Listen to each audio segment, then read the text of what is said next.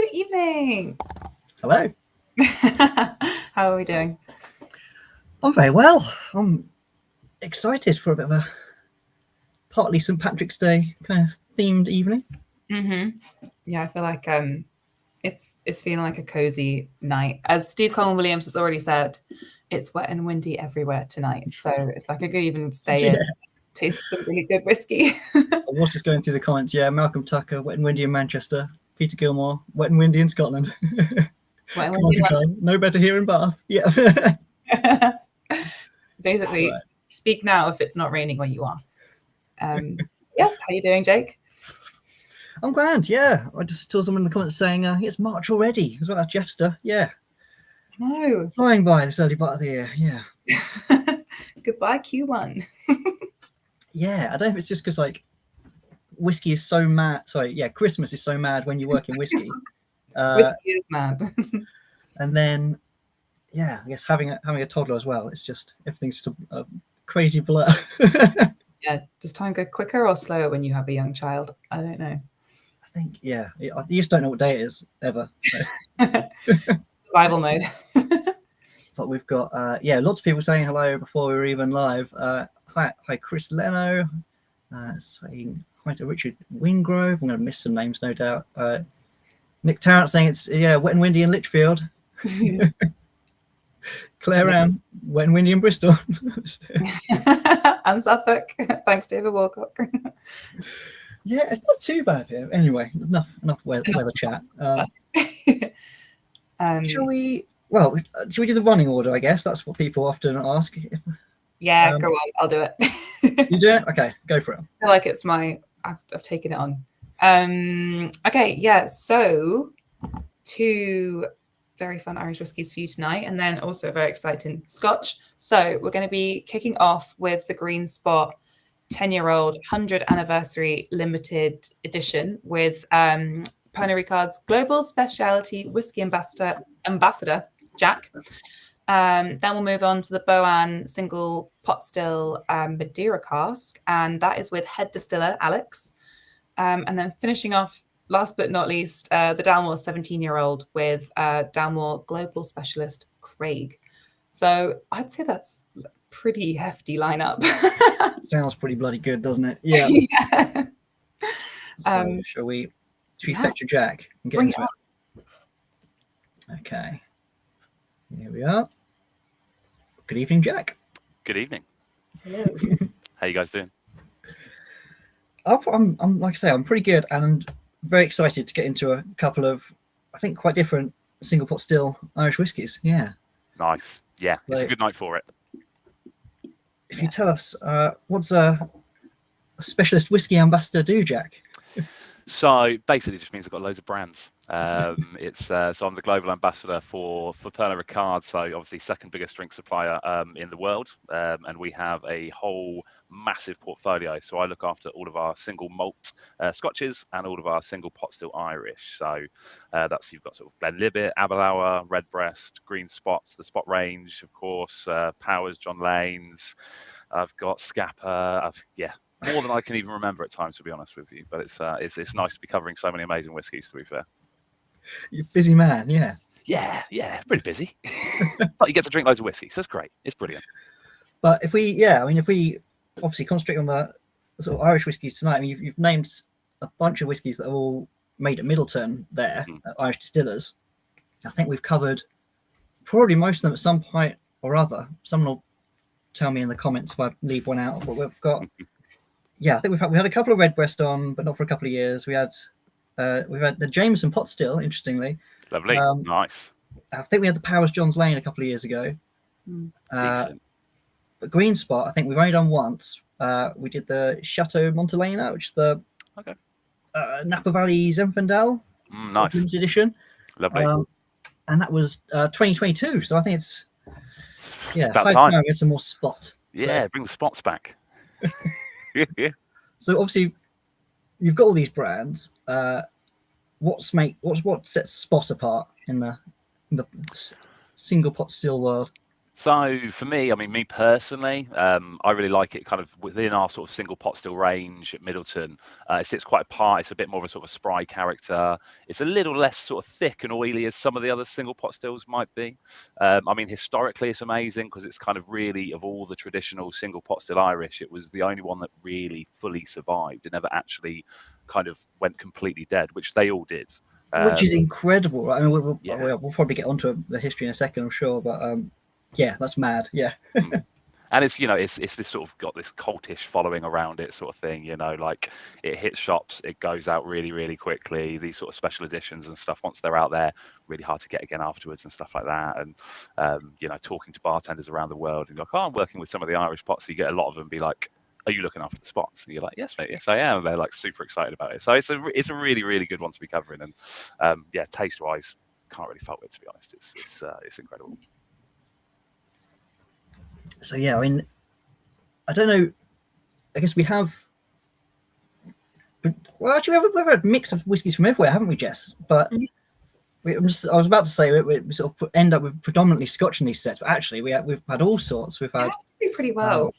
We're ticking off countries of the world left, right, and centre. But I think it's important to sort of put Irish whiskey in like the historical context of just like how big it was at one point, and then how it almost completely disappeared. Yeah, absolutely. And like you said, you know, Spot was the one that kept single pot still on the map. Yeah, arguably the only one that really survived. You know, I think it's you know, sort of the 19th century Irish pot still style was the most famous and drunk whiskey across the world. Right at that point, it was, you know, a huge industrial scale in Ireland. You know, Dublin, the sort of city of distilling, and Scotch at that point was still much of the sort of, you know, the cottage industry, you know, small little pot stills going around the place sort of thing. So at one point, you know, single pot still Irish was the drink of the gentry. It was the Victorians' favourite tipple at that point. You know, it had overtaken brandy as the after dinner drink. And, you know, for every sort of one case of Scotch at that point across the world, there was about 5 cases of Irish single pot still being sold. So, and they all died off. Obviously, I think, you know, the kind of the history of the spots you can look at a little bit like the history of Irish single pot still whiskey, to be fair. You know, the sort of, it was a classic sort of 3-chapter in the sort of the rise, the zenith, and then the complete fallout. And now we're in this really amazing chapter, which is the 4th chapter, which is the sort of the resuscitation, the re-emergence. And there's super exciting things going on in the world of Irish single pot still, and that's brilliant. And, you know, like Alex coming up next as well, super cool stuff going on. I think it's, you know, for me, it's a really, really exciting part of whiskey is the Irish single pot still world. Totally. And I guess like the other part of the story is how is the sort of the story of the whiskey bonders, right? How the relationship with Mitchell and stuff. Yeah, totally. I think, you know, the history with Irish is very much, it's you know, this massive industry of distilling going on in Dublin especially, but all across Ireland. This really, really long history going back hundreds and hundreds of years, and ultimately this sort of style emerged, a single pot still style, which was the original style of Irish whiskey, really.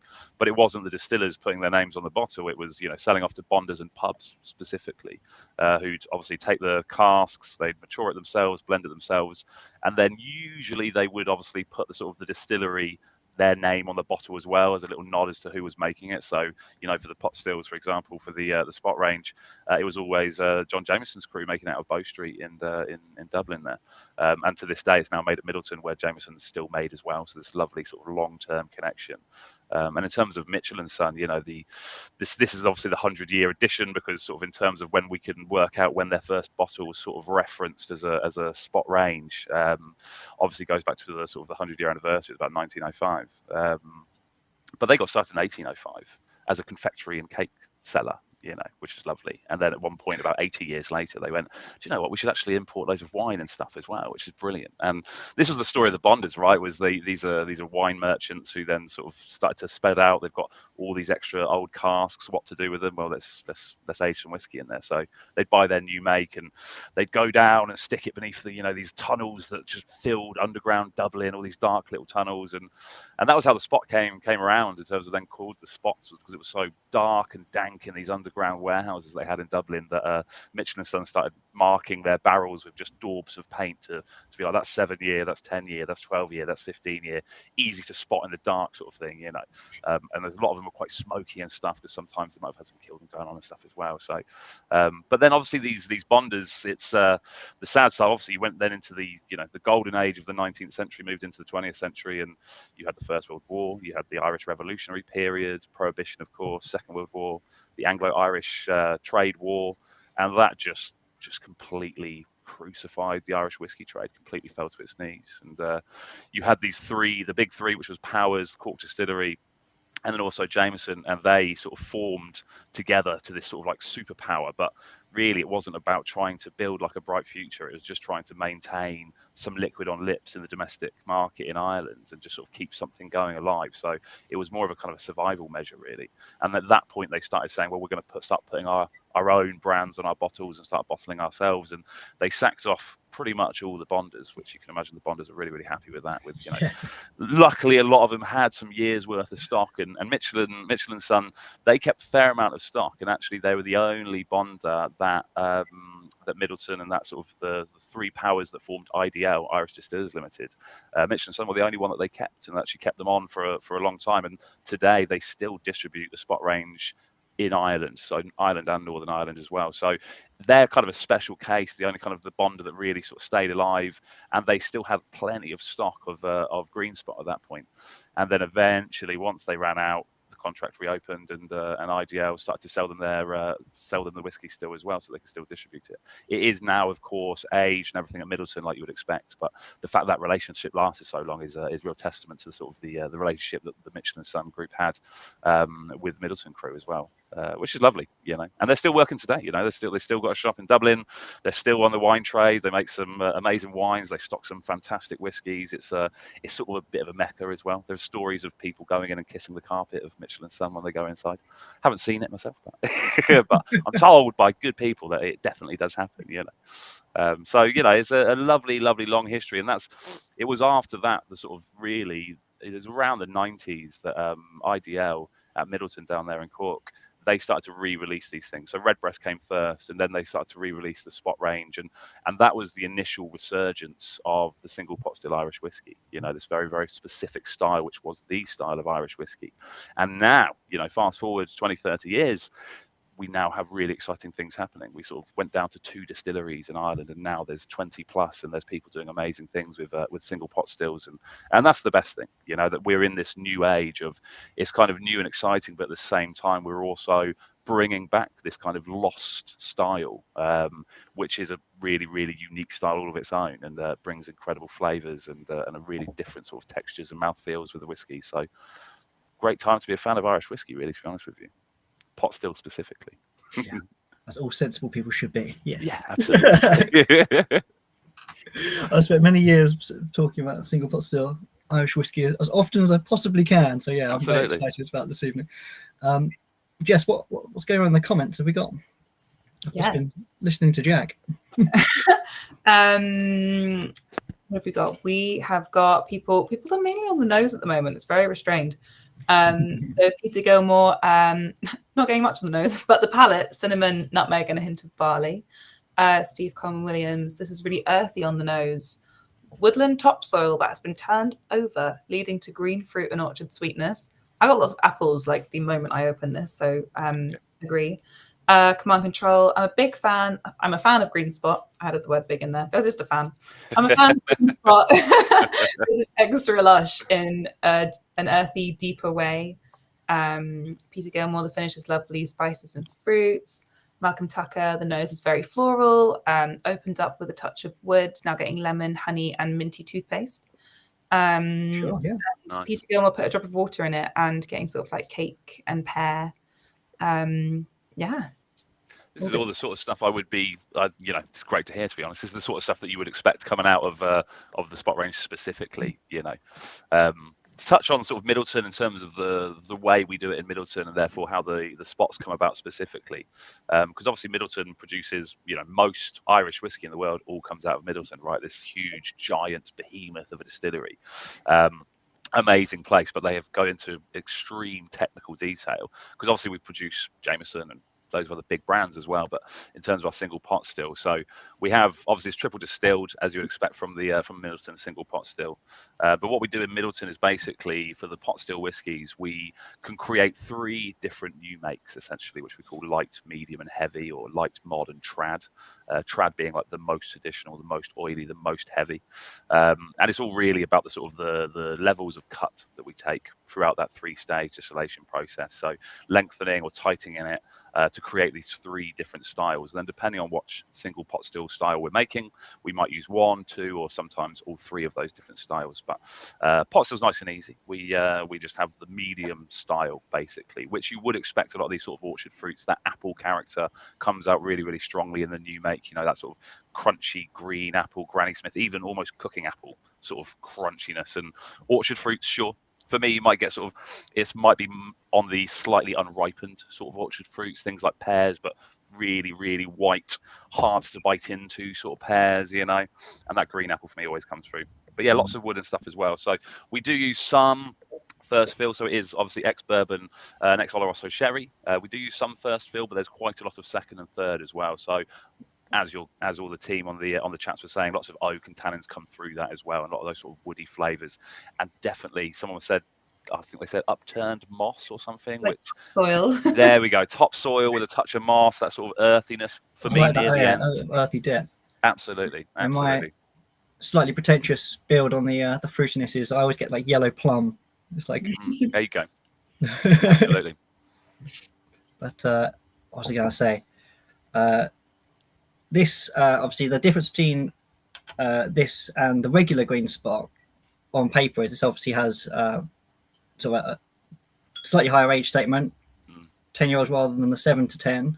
Well, it's no age statement, isn't it? Green spot, but it's 7 to 10. Yeah, 7 to 10 in there roughly. Absolutely. And then bottled at a slightly higher ABV as well, which is nice to see. I don't know if there's any other technical differences that you can share, or I mean, green spot, there's in terms of this one, the special edition, as we say, a little bit higher strength and stuff, but in terms of the casks, there's probably a little less of those first fills when it comes to the special edition. Sure. I think the 10, we're almost trying to take it a little bit closer perhaps to how it might have used to have been, because green spot has changed over the years, right? You know, you sort of had the initial Michelin Sun initial sort of green spot, and then they sort of had a later version, and then when IDL took it over and took over the brand, they sort of there's talk about the initial screw cap green spot, and obviously it moved from Bow Street down to Middleton. So you would imagine, you know, there's the sort of the life of green spot and the spot range has changed kind of multiple times over that. So there was a little bit of a nudge here to try and take it back a little bit to perhaps how it used to be. So it definitely spends a lot more time, this one, in the ex-bourbon casks than the sherry. So probably about, as someone said, around sort of 75% of this would have come from the ex-bourbons, but definitely a lot of second and third fills in the bourbons as well, you know. Originally, you know, Irish pot still whiskey wouldn't have really seen any ex-bourbon casks until about the 1940s or 1950s. You know, it's a long history of sherry. I was going to ask that, yeah. It's a very long history of sherry, you know.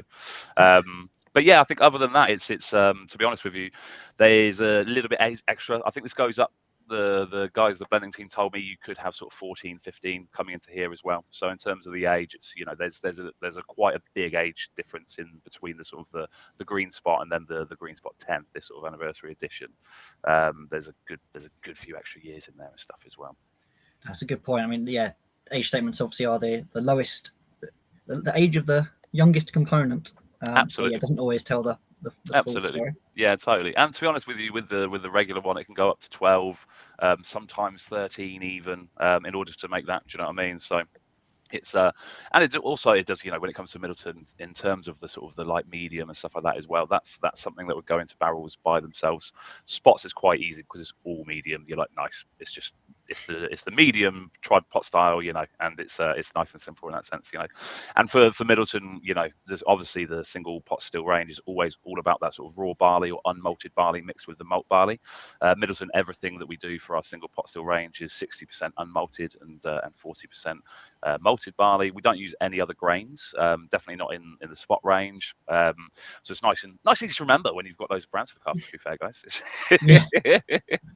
That's good to know. Like, yeah. So 60-40, 60 unmalted, 40 malted.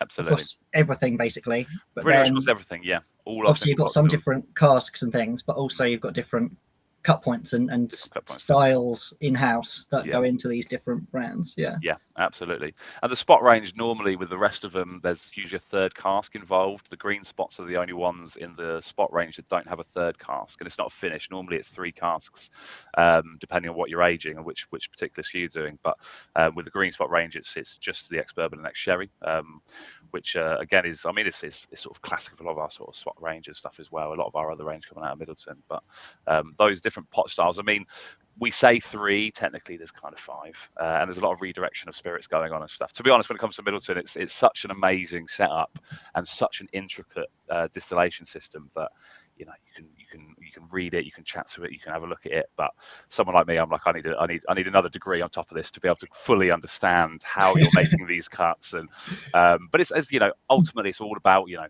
the first cuts, that lighter stuff, bringing up some of those sort of more floral characters, some of those esters, stuff like that, and the later ones bring the sort of the more oily, heavier, lathery stuff. And that middle one, that's that classic green apple, you know, that's that sort of that character you'd expect from that sort of light and medium, specifically the medium pot still style that comes out of Middleton, and the spot range really brings that out really, really crisply.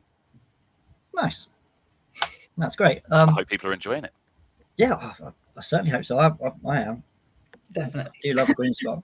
Yeah, and that sort of, you know, that spicy, for me, the, you know, this is part of what I love about single pot still Irish, you know, and I think it really comes through with these as well, that little snap, crackle and pop across the palate, you know, sort of dancing across the tongue a little bit, that unmalted barley, that sort of natural spice character, and how that sort of interacts with the wood just brings up some really interesting stuff, man. But the spots, yeah, they've got a special, across all my portfolio, the spot has a special place in my heart, you know. And as you say, sort of the rest of the range has, you know, has an extra cask influence often. Yeah. That kind of fortified wine. Yeah, absolutely. And sun. Yeah, totally. And you know, coming from their sort of great portfolio of casks and stuff like that, and I mean, Middleton itself, we've got an amazing wood program. You know, a huge team that looks after the casks, that spend half their time down in Spain and Portugal. They sort of check and taste all the wines before they're going into our sherry butts for seasoning and things like that as well. We've got on-site cooperage at Middleton as well, which is, you know, if someone knows of another major sherry that has a sort of that level of scale, please tell me, because I haven't heard of that one before. But yeah, so I mean, Middleton, it's a beast. When it came out, you know, originally sort of 1975, it was built to be the sort of the most modern distillery of its moment, which is great. It gave it a really good foundation, you know, in order to be able to make all of these. And some of them don't belong to Pernod Ricard. You know, we do produce some new make for other companies and stuff as well at Middleton. So it's not even just Pernod Ricard's spirits that are coming out of Middleton as well. Fantastic. I mean, I think the blue spot's got a bit of Madeira. We're actually going to have a bit of Madeira in our next whiskey, so looking ahead for that one. Nice. Yeah, I'm looking forward to trying that as well, to be fair. Yes. I mean, I could talk about Irish whiskey history and green spot all night. Is there any other comments or questions, Jess, or have you got We just got everyone saying how nice this is. Malcolm Tucker, it's disappeared from his glass. Stephen Williams, like, he could drink this all evening. Lovely. Me too, mate. Me too. Great. Thank you so much, Jack. My pleasure. Thank you guys for joining us and sort of explaining what makes what makes spot whiskey different to the other single pot stills from Middleton. And yeah, I think that's a cracking start to the evening, Jess. Yeah, I love that. It's funny because I think the first thing I thought was apples, and then we had someone saying that it was less appley than the standard green spot. Yeah, less. I think maybe some of these sort of earthier elements do come out a bit more in the 10 than they would in the sort of the normal green spot, in the sort of the unaged statement one. So I get that. I can relate. Which is where some people had gone straight away, wasn't it? Yeah. The overturned moss and topsoil. Yeah. Love it. Nailed it. I'm yet to quite get that, but maybe it's still to come. Well, Jack, if you're able to stick around and of course, hopefully you've got your box and you can sip along for the others. I'm looking forward to trying some more whiskies. We'll see you in a bit. Lovely. In a bit, guys. Here we go. One Irish whiskey down, Jess. Only one more to go. What an absolute Sounds pretty good tankard too. that is. A tankard of water for the tasting. On to well, I'm going to let you take the lead on the next couple a bit more, and bring in our next guest, who is the head distiller at Boann, Alex. Hello, hello. Hello, how are you guys? Really good. Yes. How are you doing? Yeah, good. Stayed as dry as possible. We had quite the storm today, and I don't know if the storm is doing funny stuff to my Wi-Fi. I kept cutting out, so if I cut out, I apologize. But I seem to come. But I just want to let you. So wet and windy where you are as well. So yeah, it'd be great to. Well, so first of all, obviously, you're not Irish. No, What was sort of your journey into becoming head distiller at an Irish whiskey distillery? So I'm originally from Gettysburg, Pennsylvania, and I, long story short, got sick of East Coast humidity, so I moved out to Central Oregon where it was nice and dry, nice, beautiful, sunny summers, and they had a lot of craft beer there. So got into craft beer, home brewing, and I thought, this would be a really interesting career. So, maybe I'll start to pursue something like that. I met a girl who eventually became my wife, and she is from Ireland. So we moved over here, went to Heriot-Watt University in Edinburgh for brewing and distilling. So I did the 4-year honors degree through Heriot-Watt, looking at using oats in distilling, particularly inspired by some work with Fiannan O'Connor. He's an Irish whiskey historian, looking at these very old 150-year-old Irish whiskey mash bills. So I kind of used a little bit of that inspiration in my honors project. So whenever we were moving back to Ireland, just to be closer to her family, I saw a job opportunity at Boann Distillery, which I knew was only about half an hour up the road from my wife's family. So I thought this would be a perfect place to work. Interviewed for the job, and I told them about the work that I did at Heriot-Watt, looking at oats. And the managing director who was interviewing me said, "Oh, that's funny because we're actually doing a vintage mash bill project with Fiannan O'Connor, where we're going to recreate these 10, actually it turned out to be 11 old Irish whiskey recipes. And we think that with your experience, at Heriot-Watt, looking at oats, particularly in the distilling context, we think it would be really beneficial for you to work here." So got the job, just started as a assistant distiller. So I was able to kind of help with, creating the mash stands for making pot still whiskey to make it as efficient as possible. And we actually, for the 11 mash bills, we did 4 mashes of each. No, he's frozen. He'll come back. Dramatic pause. That's incredible serendipity, though, isn't it? Oh, that was exactly the word that was To on be my working on, yeah. And even though that we weren't using. I'm so sorry, Alex. You dropped out, but you know. said you did 4 tests of each 11 mash bill? Each of the 11 mash bills.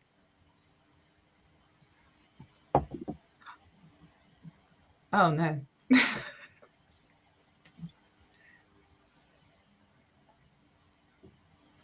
All right. Okay, we're back. I wanted to wait to see No. if. Okay, I think we're good. Yeah. So where exactly did I cut off? You were saying how you did 4 iterations of each of the 11 mash bills, I think. Is that right? Okay. Yeah. So we used exogenous enzymes in 2 of the mashes, and then we did not use exogenous enzymes in the other 2. Before we carry on, could you clarify what that is? Sorry, an exogenous enzyme is just enzymes that you add to the mash.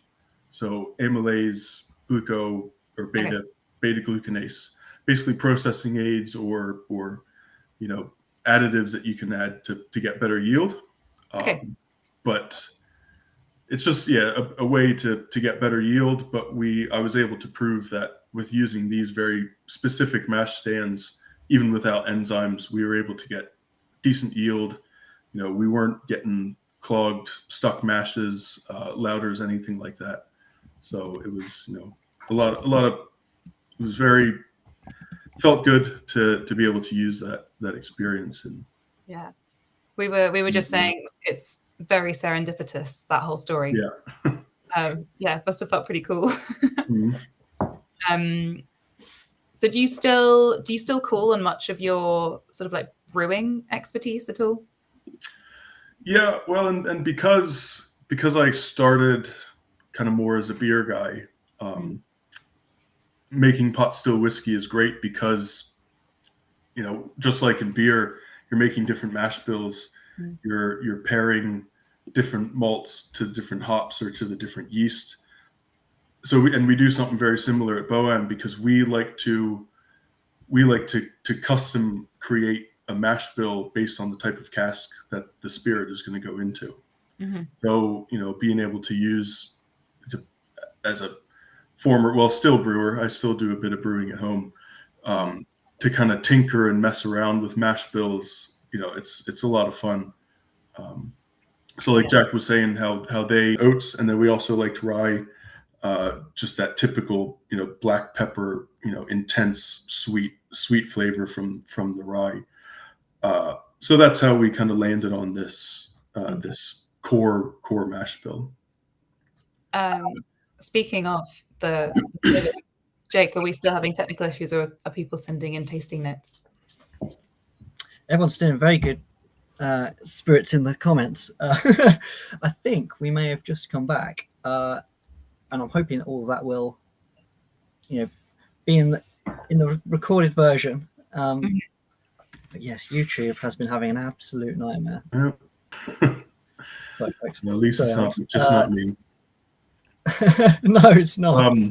So in the casks, this whiskey was matured in bourbon for 3 years, and then disgorged out of the bourbon, and then put into ex Justino's Madeira cask for finishing. Okay. So there were 3 different varietals of Madeira, and then of those 3 varietals, there were 6 different vintages. So that gave Andy Mooney, who is the head blender, that gave him a lot of opportunity to pick and choose, all these different flavor profiles in order to make the best blend possible. Because even, for example, I think there was a 2006 and a 2009 Surcial, which Surcial is a little more of the kind of sweet end of Madeira, but then like the 2006 was, maybe more fruity, whereas the 2009 was more kind of like general, like candy sweet. So he was able to, get the perfect balance between those. And then there was also Boann, which is kind of more sweet and spicy, a little more balanced. And then Tinta Negra, which is a little bit more on the spicy side of the Madeira spectrum. Oh wow, yeah, it's all the nuances within, not just within your own spirit, but obviously the cask that you're having. But it's really cool that you get to sort of talk about the vintages and the suppliers of the wine casks that you're using. I feel like that's quite unusual.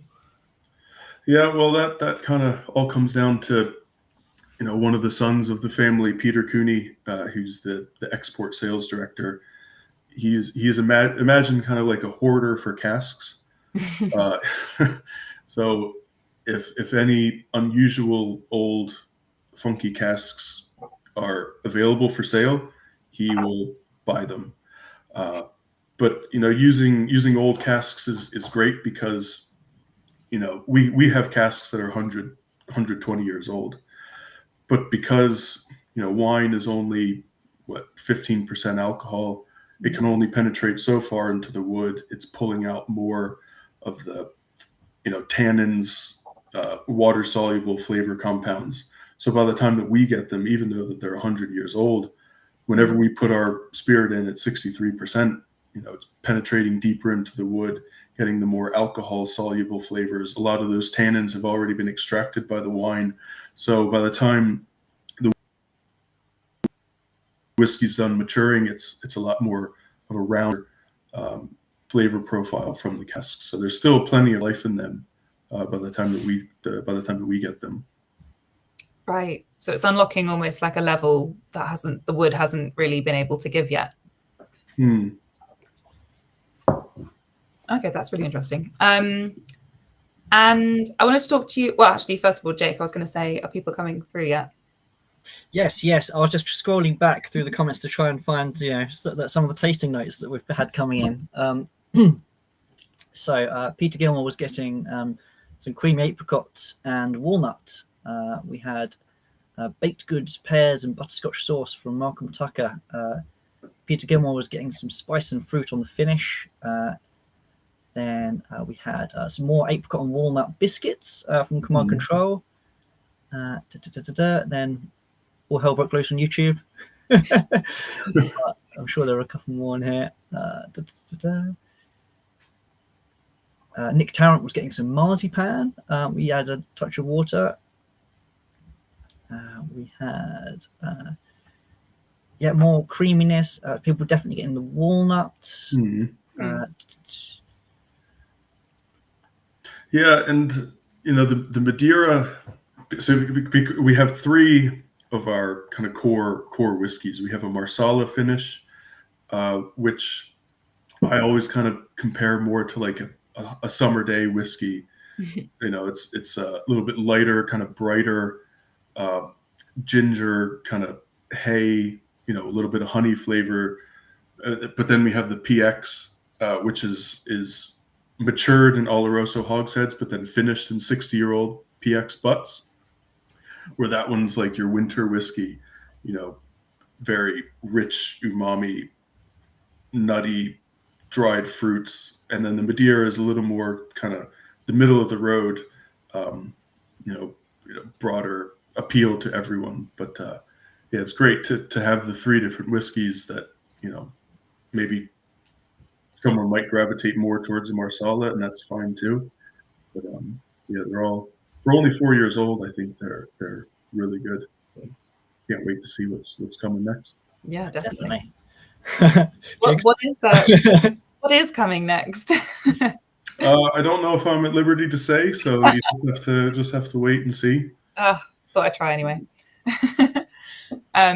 One thing I quickly wanted to touch on before, because time has flown, is just about sort of local barley and the use of local barley within Boann's whiskey. Like how local is local? So our malt we get from MCI, or Malting Company of Ireland, and Minch Malt. So our unmalted barley and oats, wheat, and rye come from just up the road in Dundalk. So nice. From Loughran's family malts. So very, very close. Our yeast we get from Wicklow Hops Company. They have their own range of distillers yeast, as well as very comprehensive range of brewers yeast. So even our yeast is local.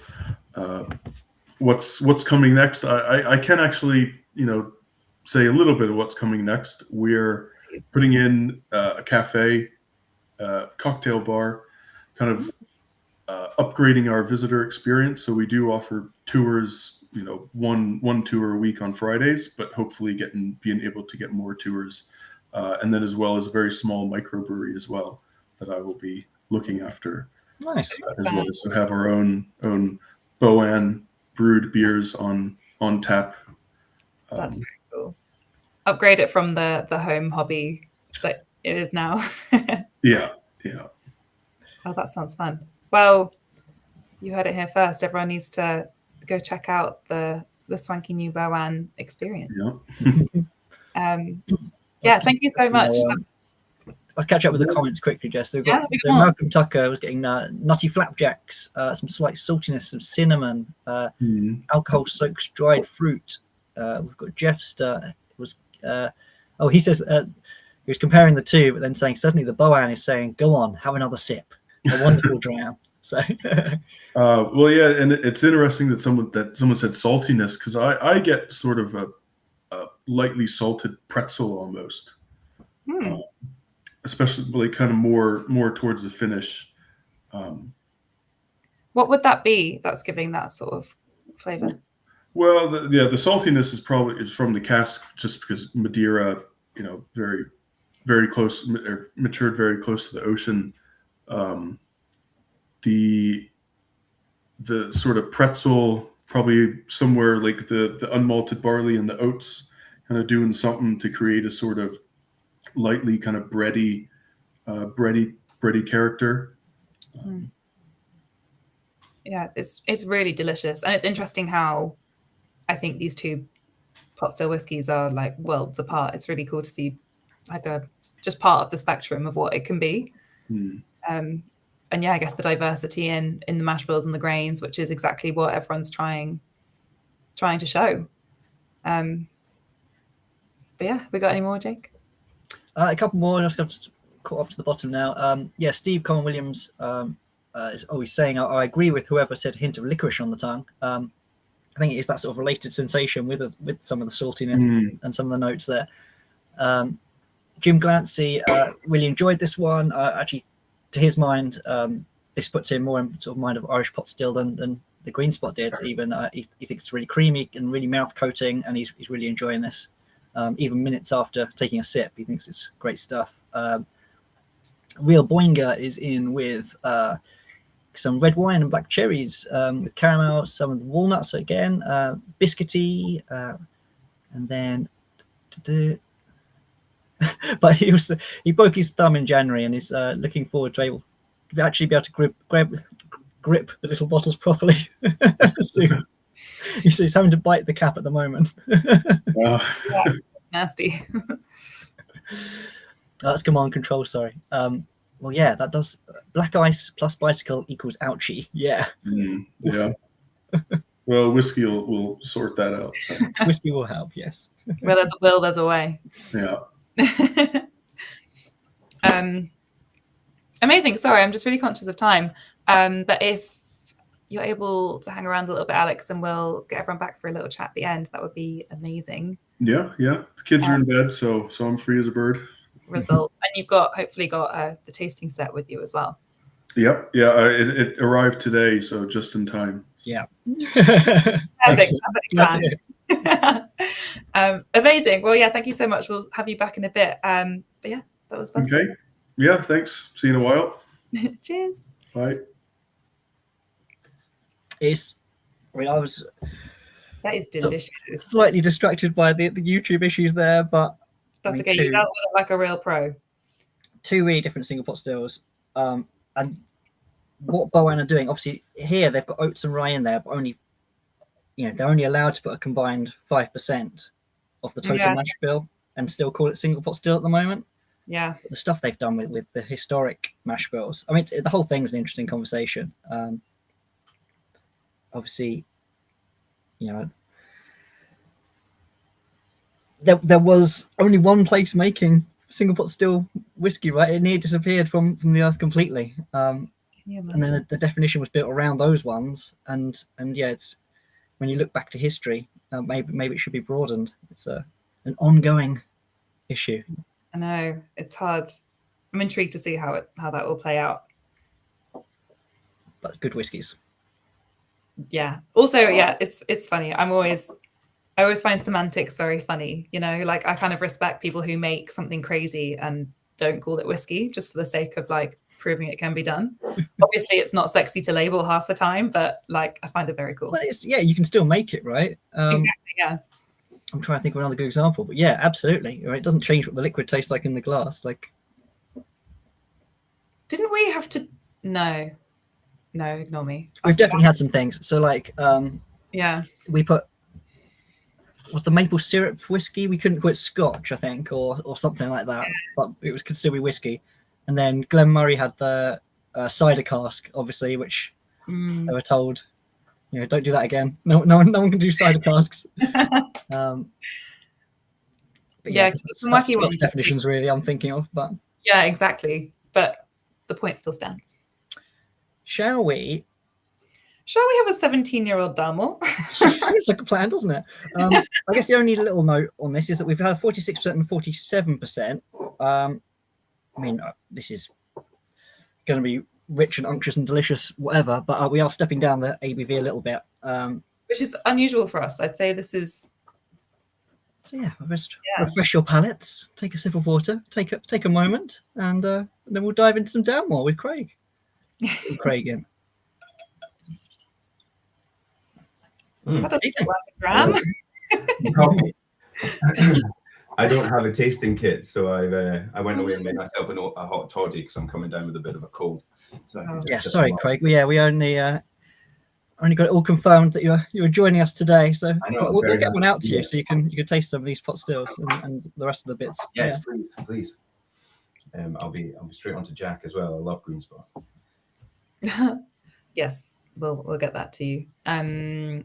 Well, before we dive into the whiskey, it'd be great just to hear like a short little bit about you and what's your story? Sure. So I'm Craig Swindell. I'm the global specialist for the Dalmore. In a previous life, I've spent, I don't know, let's not spend too much time talking about me, but I started in the bar trade as a bartender about 25 years ago now. I dipped in and out of that for a while and then really fell in love with the whiskey side of the industry, and then latterly cocktails. I spent 10 years over in China working with the Pernod Ricard brands of whiskies. A little bit of overlap with Jack at the time, though we didn't cross paths. And now I'm back in Scotland and working for the Dalmore. So specialist, not global ambassador. Confused me when I took the job. What were they looking for me to do? But what I find myself doing is spending about half of my life traveling the world, talking about our products, introducing people to the world of the Dalmore. And the other half, I'm with the blending team in Glasgow, with the whiskey makers up at the distillery, or at my desk working on activations for our specialists around the world to guide people through the Dalmore story. Wow, that sounds like fun. It is a lot of fun, especially today. Today we've just announced a very short teaser trailer of our brand home reopening.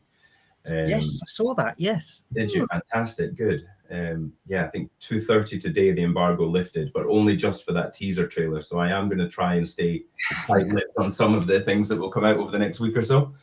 But we haven't had visitors at the distillery since COVID. Wow. So I've been with the Dalmore now for 3.5 years, almost 4 years. So in all of my time, any visits, if there've been media visits or people really having to come in, it's been through the back door. Building's been going on at the new reimagined brand home. So it's very exciting that we're getting close to welcoming guests inside, which will happen.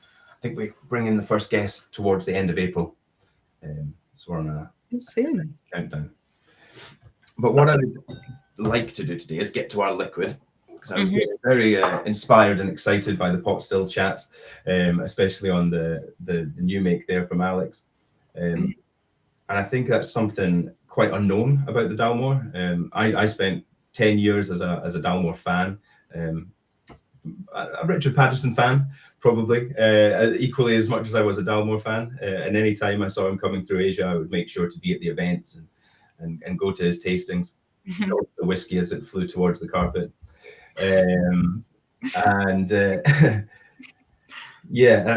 So I knew I enjoyed it. I knew I liked liquid, but it wasn't until I started, until I moved back to Scotland, went up to the Highlands and saw the still house, that I really started to fall in love with the process that goes behind it. So we have a very unusual still house at the Dalmore, completely unbalanced. Call it an idiosyncratic setup. If you speak to Mark Lancaster, our wonderful distillery manager, on a good day, he will tell you it's glorious, gives us this unique new make spirit that's perfect for long maturation and in multiple casks. But on a tough day, he'll tell you it's blooming bonkers and no one should have built a distillery like this. We've got 2 sets of stills at 8,000 litres. And then we've got another matching set, but they're at 16,000 litres. So all of our new mixed spirit flows in together, but we are creating a sort of duality of flavours, different styles at the same time. There's also a couple of unique features that went on. Please do, if you have any questions about what I'm saying, ask and interrupt me. I will, don't worry. So yeah, on our wash stills, we have flat tops, and quite similar to what Alex was saying, they're designed there to increase copper contact. So if you imagine any of the wash boiling away, vapors arise, anything that hits that flat top is going to recondense, fall back into the pot, and you get that lovely cycle of reflux. What it does for us is helps us to capture the fruitier notes, that citrus note that you'll get all the way through the Dalmore. Quite similar on the spirit stills. These were installed around the 1870s. They've got water jackets on them. Oh, yeah. It's doing the same job that you'll see at Fetter Cairn, but they do it on the outside of the still. Ours are covered by the water jackets, but that whole neck is surrounded by cold water. And again, any vapors that hit that cold surface are going to recondense, come back down into the pot. And then the last thing that's quite unusual for us, we turn our condensers on the spirit stills horizontally. Condenses very quickly, helps us retain a malty character to the new make spirit. Almost like a traditional worm tub. On our wash stills, they're vertical, but then on the spirit stills, we put them sideways. But what does it do for this? What does that mean? It means we get a sort of duality of flavour within the new make spirit.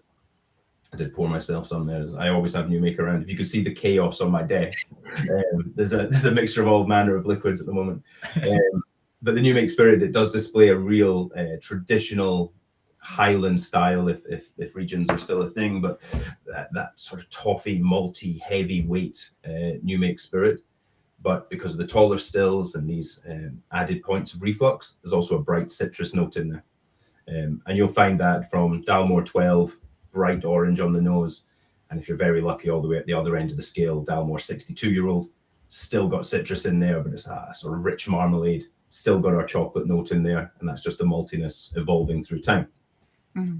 Now, all that matters for the Dalmore 17 because we are using a trilogy of exclusive sherry casks that we have from our partners Gonzalez Bias in Jerez. And we've been working with them since at least 1915. That's our earliest record of purchasing sherry casks. And thanks to that relationship, we have access exclusively to Methuselah casks and Apostles casks. Names you've maybe heard before, especially Methuselah. We use them throughout our range. But yeah, I'll hopefully today explain what that is. So as with everything at the Dalmore, this whiskey is starting in American white oak bourbon barrels and has 12 years of an initial maturation there. That's really our foundation. It's just taking those edges off the new make spirit, letting that citrus note develop, and just giving it a bit of structure. Now we've wanted to make this 17, well, a style of whiskey like this for quite a while, using these 3 casks. Same 3 casks we use in the Dalmore aged 15 years. Hopefully you're familiar with that one. It's been on the market for quite a while. But for a 3 different sherry cask finished whiskey, it's actually quite a light touch of sherry in the Dalmore 15. It's only a 2-year finish across the sherry casks. We wanted to make something richer, but of course, in whiskey, stock is king, and we needed to have the casks there so we could continue making the 15-year-old, and then if we launched something that was a bit of a longer finish in sherry, we could continue to have it out on the market. So now we do. We have a good stock of Apostles casks, and that was the one that we really had to get into stock. So the casks, yeah, Methuselah sherry. When I think about the way we're making whiskey, it's very much designed. You know, it's like the building blocks, and the casks all have a separate job. So Methuselah sherry, it's a sweetened Oloroso. It's about 75% Oloroso sherry, 25% Pedro Jimenez. It spends 30 years in the Solera system before it's bottled as a release from González Bias. We take the casks from at least 6 years. They've held sherry for at least 6 years, and then all the way through that maturation at different points. So we have quite a mix of Methuselah casks. That's where we're getting the sherry depth from. That's the richness, the dried fruits, the sort of walnut, nutty depth that you can find on these whiskies, and dark chocolate notes. They're going to come from the Methuselah casks. Apostoles, not quite as well known. We do use it in our 15-year-old and some of our rare and aged stock, but it's a Palo Catardo style sherry, so sort of brighter style, and that's giving us the structure. You know, that's sort of almost a bit of a savory lift. You get brioche notes coming out of Apostoles casks. Subtle orange. I think the best way to describe it is it gives it a lift. You know, if we did a full maturation in Methuselah, it would be very rich, almost cloying, and the Apostoles just gives a bit of brightness there to give structure into it. Was it the Apostoles that you were waiting on to make this whiskey? Yes, that's always been our hardest to obtain cask. Of course, these are casks. These aren't seasoned to order. They are making wine with them at González Bias. So that Oloroso style or the Pedro Jimenez styles, they are more popular globally. So they just have more of those casks for us to purchase. The Apostoles just takes a little bit longer to build up. And then the third style of sherry we have in here is Amoroso. That's a 15-year-old cream sherry. It's again sweetened with Pedro Jimenez, and the way I like to think about Amoroso, it does add flavor. It gives caramel notes or toffee notes, figs, that kind of dried fruits. But going into my sort of bartender mind, that's the sugar syrup in a cocktail, or it's the sauce that's holding the dish together. You know, it creates the mouthfeel, it binds everything, and really creates balance across the dram. Yeah. I mean, again, so you sort of talked the whole way through that like it was like a cocktail of sorts, right? Which I guess it is in a way, the cask recipe. Yeah, I see that's, as I said, we have a philosophy of multicast maturation going all the way back to, I mean, one of the earliest records in our archive is a labeling of a bottle in 1880, where the Mackenzie brothers at the Dalmore were re-racking spirit into different casks to change flavor. And it's something we've been doing ever since. Hopefully we've been slowly perfecting that art. The Mackenzies, they had the Dalmore within their family for 100 years. It was the Mackenzies that added the 12-pointed Royal Stag to the bottle. If you ever get a chance, get any brand ambassador or specialist for the Dalmore out there, get them to tell you the Fury of the Stag story and how we got a 12-pointed Royal Stag. I hope they do it in a very boisterous and dramatic fashion. But yeah, they sort of created this idea of multicast maturation or moving parcels of spirit between casks, and they'll have been mainly using sherry casks of different qualities then. Then in the 80s, we created a relationship with Graham's Port, and that was Richard Patterson, and then that set Richard off on his real passion, which was the cask is king, and he made relationships with bodegas and wineries all over the world. But whenever we're talking with the whiskey makers, it's always about what will that component add. Cabernet Sauvignon in our cigar malt is to raise tannins and keep your mouth salivating as you're enjoying your cigar, so you don't get fatigue through it. Calvados we've started to use, so we're not just using the older style casks. We keep evolving and using different ones.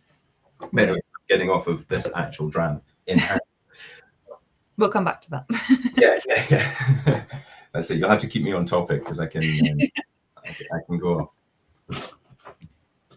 So yeah, richer style of sherry. If you put it beside the 15, I had friends of mine before they tried this. They're like, "Oh, it's the same 3 casks as 15. They're surely really similar." But I think that extra maturation, we're using an increased proportion of Apostoles casks in the Dalmore A17 to keep that structure. And to keep it fresh, I suppose, rather than that heavy cloying. It is quite fresh, actually. I think, like, obviously sherry whiskey itself is just so diverse because, you know, there's so many kinds of sherry, there's so many kinds of whiskey. But yeah, I think it's not until the finish on this that it gets like really chocolatey and like those tannins sort of come out. But in the first instance, it's quite like juicy and berry forward for me. Yeah. I think it needs a little bit of time. Like when I opened the dram, I thought it was going to be much more just, you know, yeah, really sort of like dark wood notes and a bit of time in the glass, and you're getting so much more. When I first poured it, because I poured this glass quite a while ago now, we're getting wood spice coming out of it. And now it's sat for half an hour. All that's really softened away, and I'm getting more orchard fruits and almost like a dusty red apple kind of thing going on the nose at the start. Let me share some notes from some of the members. Please. There's a couple of them that said that they clocked a still image of the visitor centre earlier today, so they're going to go and have an investigation. But yeah, Clive Hampton was straight in with like coffee and toffee and some spice. We've got some red woodland fruits from Malcolm Tucker and orange oil. We've got some oak being mentioned, Werther's Originals, then real Boinger's sweet fresh oranges, and then into bitter orange, more I think on the palate, and then into creamy custard, and eventually get chocolatey finish. And then Steve Coleman Williams had creamy oranges with a hint of bitterness on the finish, and now they're talking about how they had the almost like the slightly different journey through similar things, but on different parts. Certainly a journey, Steve Coleman Williams said. Yeah, no, they're enjoying it. Somebody said, it was Command Control, said a bit of burnt toffee. Yeah, I think that's a great note from what I was getting early on. But also pear drops, Seville marmalade. Saying it's a little bit spikier than they imagined the Dalmore being initially there. I think it's just there's a lot, isn't there? But it really starts to open up. Yeah, it's in the glass. What I like as well, if we, because we have casks, of course, and I get to open them. I'm very fortunate, and it's just full Methuselah maturation. It's delicious. You want to try it, but I wouldn't necessarily go for a second or third glass.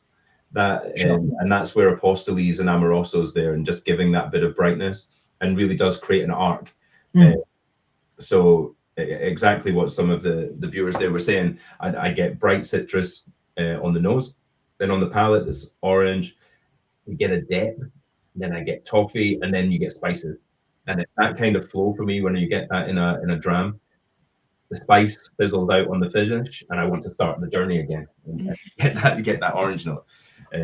I've had this for the last couple of months. We've been, whenever I'm thinking of, especially now, our principal collection, our core range is quite large. And I always like to clock and pay attention to when I pick a particular bottle up and where it fits. And what I'm finding with the 17, it's when we have friends over and it's after dinner, and it's slow pours and long conversation. The bottle sits on the table, but it's just there complementing the evening, and 10 o'clock turns into 2 a.m. and everyone's still just chatting at the table. We haven't left, dinner's still on the table. You just sit there all night. But I don't know what that moment is called, but that's where the 17 is fitting into my world, is just that relaxing stage. I wish my friends would bring out Dalmore 17-year-old after dinner. Well, that was something I was going to say is, like about what you were saying about the principal collection, and it is pretty vast. And, you have a 15-year-old and an 18-year-old, and now like obviously the 17-year-old. So when would you direct people to this one specifically out of like that quite small range? I think this one's for casually sharing. I would say the 18 commands a lot more attention. I've had a few people ask me, especially before they've got to try this new 17, 1 year difference between the 17 and 18 is what's going on. But they're actually very, very different beasts. The 18-year-old is 16 years in bourbon and a 2-year full finish in Methuselah. So it's kind of, how did I describe it? I was with someone last night down in London, and they asked exactly that. I said, you've got to think of the 18 as the steak. Simple seasoning, and presented, and you see all of it. It's very open. It's just 2-year finish in Methuselah, a really light touch on top of a long bourbon. Where this one with 3 styles of sherry, this is more your beef bourguignon. This is a mix of ingredients all balanced together and brought in together. The 18 is very labor intensive. It's a hard product to make. We only really make it once per year. The 16-year-old bourbon casks that can take 2 years full finish in Methuselah and not get overwashed and overpowered. It's not every bourbon cask that can take that kind of finish. So that comes from our cask assessment weeks, what ones we're going to use for the 18. So we assess the casks in the Dunwich warehouses in November and in March. And yeah, please do come and visit us. The first time I went into the warehouse, I couldn't believe what I was seeing. Most of the casks that are on the bottom of the dunnage, they'll have some sort of code chalk marked on them, and it's whiskey makers talking back and forward. I would say our marketing language would be we release masterpieces of malt. That comes from our whiskey makers language, where they say they release 3-star casks. So you'll see casks as you go through the warehouse, 1 star, 2 stars, 2.5 stars. And when they get to the 3rd star, you know that it's going to get rolled out soon, and it's time to disgorge it, and it's going to be on its way to a release. Oh, wow. That's really interesting. Yeah. Did you ever see our 2 years ago now, we did a cask curation with Graham's port. It was a 3-bottle set. I think it was a 24-year-old, a 34-year-old, and a 43-year-old, all with different port finishes from Graham's, and it was celebrating that partnership we have with them. And as soon as I got my nose in the 34-year-old one, I knew exactly what cask it was, because just on the left-hand side in warehouse 2, there's this big, beautiful port pipe, and across the top, it said blood orange. And then RP for Richard Patterson, 2019, something like that. And then after cask assessment week in 2022, I went back into the warehouse, big letters underneath, still blood orange, bloomin' marvelous. And they were literally leaving notes on the cask. And then that one disappeared. And when we found blood orange in that middle port saturation, we knew exactly which cask it was. God, that's taking like a filing system to a whole new level. That's amazing. We have a remarkable member of the team, Margaret Nichols. She joined the company just 5 years after Richard, so 1975, and is still with us, and she is the queen of our stock. In fact, if you ever want to see how quickly a human neck can turn, if we're all in the warehouse, if Richard's there, ask a technical question or ask where we're keeping certain stocks, and you'll see everybody step towards Margaret, and she'll be able to show you exactly where everything is. Wow. Yeah, she keeps a good tab on the stock in the warehouse. Oh, I love that. Well, as well, sort of speaking of Richard, he's sort of now like stepped into more of a mentor role as of, like sort of 4 or 5 years ago. And now we have Greg Glass sort of taking his place. Feels like the wrong thing to say. No, we have we have this really nice line of whiskey makers, I think. So we were founded in 1839. We started making whiskey the way we do and with the shape of stills that we have in 1867. I think that's the start of the Dalmore style. It took them 30 years to figure out what they were going to do. 100 years in one family, in the Mackenzie family, sharing knowledge back and forth. It doesn't matter what product you're making. If you're making a product for hundreds of years, the biggest barrier is going to be generations passing and losing knowledge. So 3 generations of that family sharing the techniques together. Then when Hack Mackenzie sold to White and Mackay, he didn't just take the money, throw them the keys and disappear off to the south of France. He spent 16 years with White and Mackay, and then latterly with Richard, passing on the techniques, the secrets. In fact, there's still people tell me that Hack's wife was coming in to use the fax machine well after it had been sold at the distillery. So they're very much a part of continuing the lineage into White and Mackay. Now we're very fortunate. Richard's been with us for what year are we in now? 56 years this year. Started in 1970. Yeah. So I'm in the blending room 2 days ago, looking at new products towards the end of this year, working out tasting notes, looking at the cask stocks.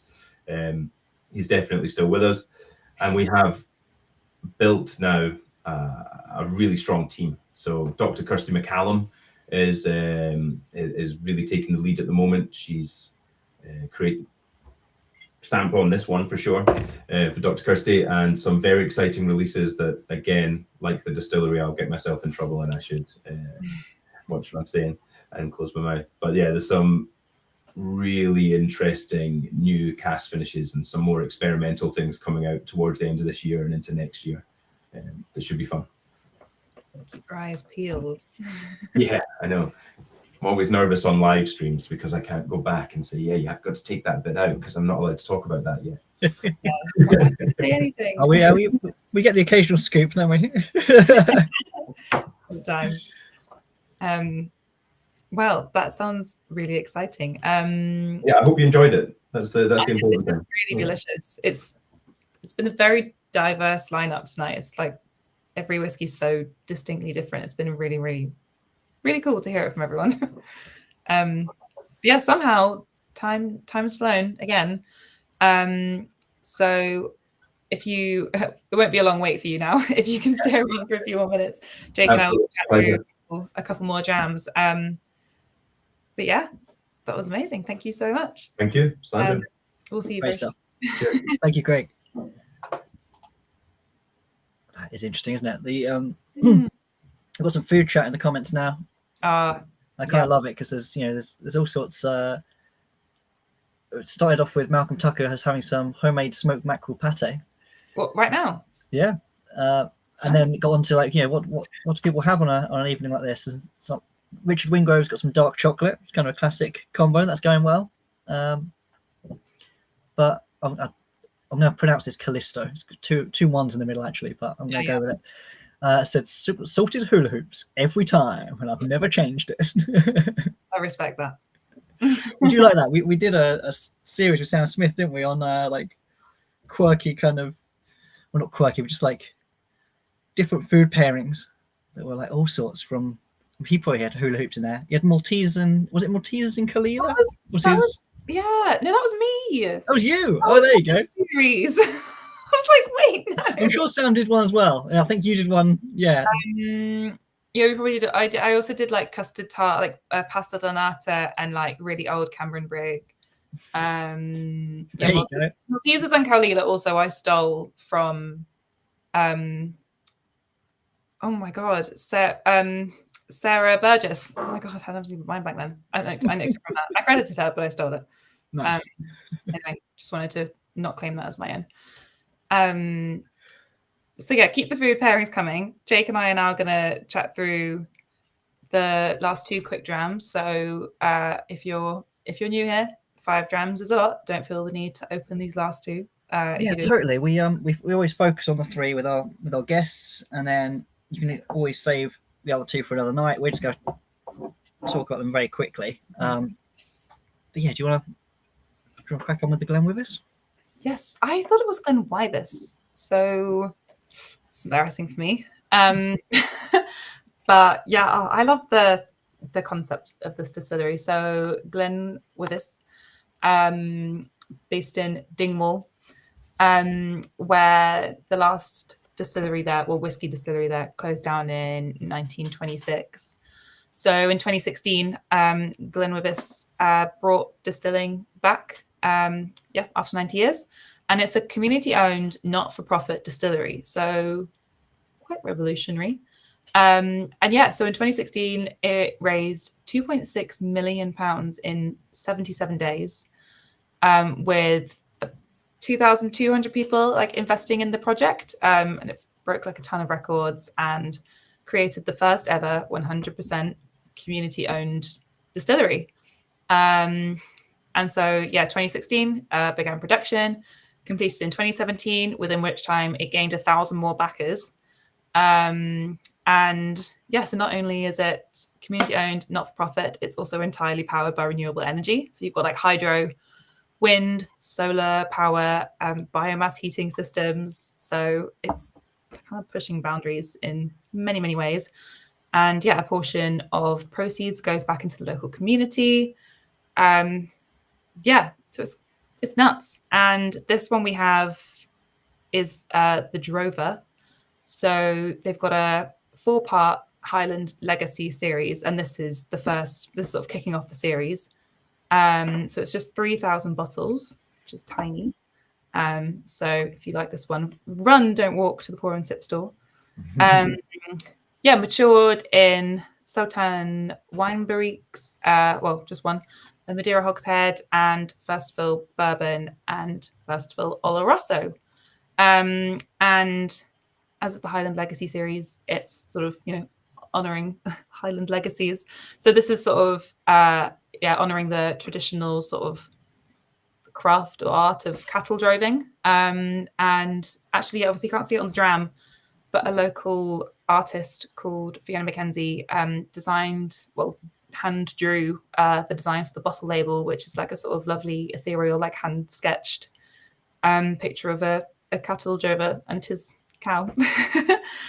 So it kind of seems fitting that this one as well is like has sort of like those like earthy, grainy elements. So it's sort of like, it's got some of that fruit, but it's also got like a lot of barley, like these earthy spices, like a little bit grassy, which I don't know if that was intentional given that, but I liked it.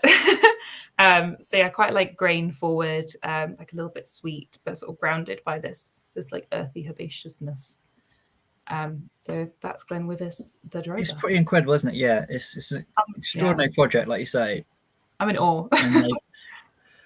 When they've managed to, there's still ongoing difficulties with the chap who started it all. They're all in disputes, but this whiskey's bloody good. Like I've just had a little sip there. Like I think there's a lot going on in this whiskey. I think if you spent some time separately with this one, that'd pay off. It's quite like I see the whiskey geeks liking this one. Like I think there's like a lot going on, but it's really well integrated. Like you said it like grain forward still. It's very yummy. One liner. Should have just said that. You got to get there. It's like when you first start drinking whiskey, it's like, yeah, this is really yummy, and then you sort of learn this vocabulary and technical stuff, and then like the more you learn, eventually you get back to like, yeah, this is really yummy. Yeah, that's all I need to say and justify it myself.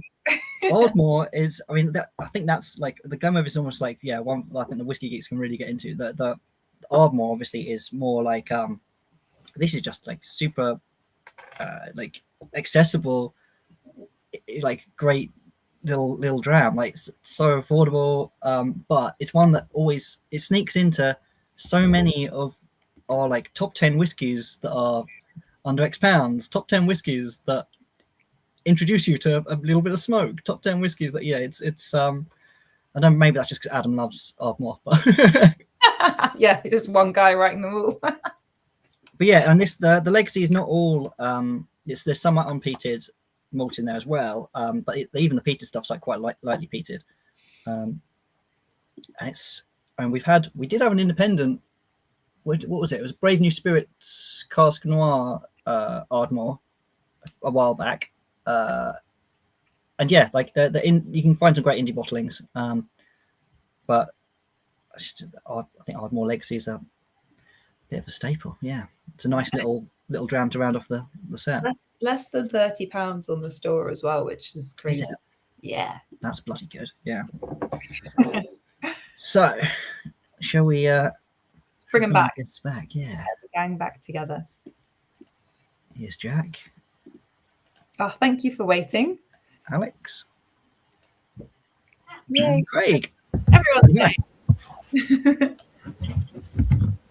How are we all feeling? Hopefully good. We've been some interesting threads throughout this evening, sort of like named wine cask providers, and well, actually that goes through all three, really, doesn't it? 'Cause the Green Spot have had we mentioned some of the limited edition Chateau whatevers. They all had a bit on that on all three, but it is. Jess, I don't know if you want to do the question for the members? Oh, I'd love to. Most people are going to know what's about to happen, but if you're new here, this is the part where we make you choose your favorite and promise on behalf of all of our sort of just whiskey guests that they won't be offended. So, yeah, putting it to the pour and sippers. Tell me your favorite dram from tonight, and it could be one of the other 2 drams we didn't have a guest for as well. So often they sneak in. And while they have a think and maybe a vote, I don't know if you had a big question, Jake. I feel like Andy loves to ask like a really philosophical question in this. Yeah, Andy would be asking you, which dead famous person would you like to share a dram with, or, which you can answer if you like. I like to go more basic and just ask you guys, maybe a recommendation or something you're enjoying, maybe not from your own sort of portfolio. Okay, it can be if you have to stay relentlessly on brand. But what are you guys drinking and enjoying at the moment? It doesn't even have to be a whiskey necessarily. If you've got any ideas on that, Jack? Oh, I think you might be muted.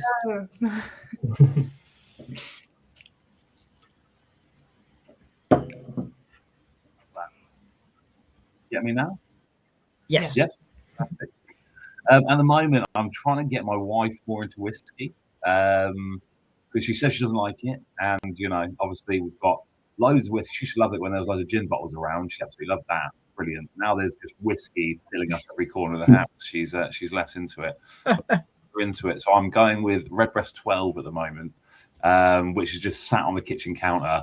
And I keep sort of like pushing it back and, in a respectful way. But I'm a little try today. Now you've had a little taste of this. Maybe just try a little dram. Get that sort of Christmas cake. You love Christmas cake. So there's been a lot of that. Over eventually. Yeah, exactly. It's like, it's weird saying that where she's like, I'm just not sure it's for me. I'm like, the thing is, if you drink it enough, you will eventually like it. It's like it's gonna eventually, we're gonna break that barrier. It's not worked yet, but as a result, I am also just drinking loads of Redbreast 12. It's just sat on my kitchen counter, and it's a bit of my go-to dram anyway. To be fair, it's like the sort of the quick grab. It's a bit of my barometer. It's sort of like the dram that's like, is this better than Redbreast 12? Or is it worse? Do I relate to it? That sort of thing. So it's kind of my barometer dram, to be honest with you. But I might have to switch it up because she's not enjoying it at the moment. I mean, that's man after my own heart. One of our old bosses, a guy called Tom, used to have that, but with ironically Irish. But Father Ted, he was like, if it's as good as or better than Father Ted, I'll watch it. If it's not as good as Father Ted, I haven't got the time.